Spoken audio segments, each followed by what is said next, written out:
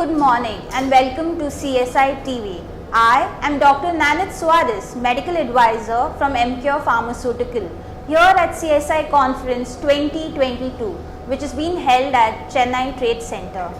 It is my esteemed honor and privilege to introduce and welcome Dr. Roplekar Satish, who is the Senior Interventional Cardiologist, Roplekar Healthcare Center, Aurangabad, Mumbai. Welcome, sir. Yeah. Sir just delivered a session on DAPT versus DPI in chronic coronary syndrome. Sir, could you please summarize your session? Yeah, actually dual antiplatelet therapy has been recommended by many trials, and many guidelines have put forth the extended DAPT for those patients who are at higher risk of getting atherothrombotic events. Now, in acute coronary syndrome, when the plaque ruptures, the platelet mediated risk as well as the thrombin mediated risk is high, whether you perform PCI or no PCI. But as the time passes off, the risk of both these platelet as well as thrombin mediated risk goes down. But it is never abolished. In fact, in chronic coronary syndrome, the thrombin mediated risk is more than platelet mediated risk. So a new concept has emerged, that is dual pathway inhibition by giving rivaroxaban in vascular doses, that is 2.5 milligram twice a day in adjunct with antiplatelet therapy, which will prevent the thrombin generation and prevent the catastrophe. Now this has been studied extensively in COMPASS trial. As many as 27,000 patients were included in this trial. The patients were of stable coronary disease and peripheral vascular disease, and this trial has been published in New England Journal of Medicine in year 2017. In run-in phase, all the patients were on aspirin. Subsequently, they were divided into three groups or three arms. One arm received rivaroxaban 2.5 milligram twice a day along with aspirin 100 milligram once a day. The second arm received only rivaroxaban in the dose of 5 milligram twice a day, and the third arm received only aspirin 100 milligram once a day. In all the three arms, the number of patients were equal, approximately 9,000, and the study period was for 35 to 40 months. And the primary outcome in the form of cardiovascular mortality, myocardial infarction and stroke were assessed at the end of the study, along with the secondary endpoints, MACE rates, and even the risk of bleeding was assessed.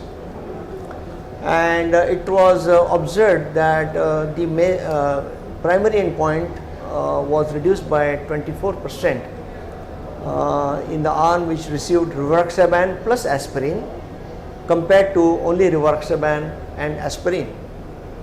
The arm which received only rivaroxaban 5 milligram twice a day, in that particular arm, the risk did not decrease of atherothrombosis, but the risk of bleeding increased.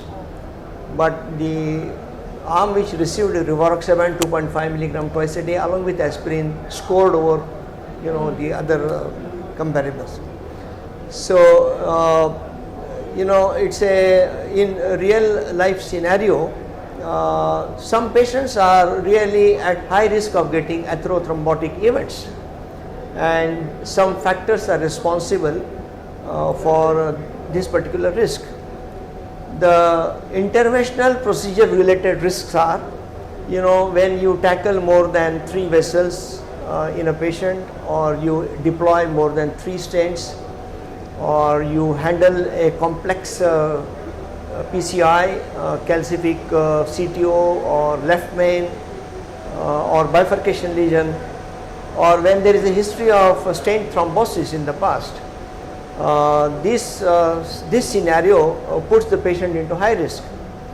The other factors or comorbid conditions which make the patients at a higher risk for getting atherothrombotic events are diabetes or chronic renal failure, things like that.